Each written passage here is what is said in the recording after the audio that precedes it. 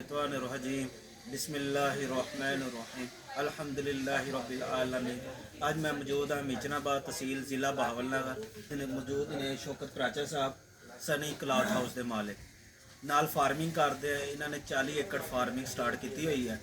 इन्होंने गंदम के उत्ते मेरे मशवरे नाल बरतानिया तो आमदशुदा कुटेन भी इस्तेमाल की अपने 6 एकड़ से एज ए तजर्बे के तौर पर इन्हें रिव्यू लेंदे हैं कि इन्होंनी फसल कैसे खड़ी है तो बाकी काश्तकारों को इस्तेमाल करना चाहिए या नहीं करना चाहिए। जी मियाँ साहब बिस्मिल्लाहिर्रहमानिर्रहीम। मैं पहली बार ये जी ना टेस्ट किया है, लेकिन इन्हों की ग्रोमिंग टिलरिंग और कलर के लिहाज नाल ये बहुत अच्छी साबित हुई है। इंशाल्लाह असीं बाकी तो भी करांगे। बड़ी अच्छी फसल। बाकी दोस्तों भी आखेगा कि जरूर ये चीज़ा करो ताकि इहदे नाल तुहाडी ग्रोथ और एवरेज ते फर्क हो।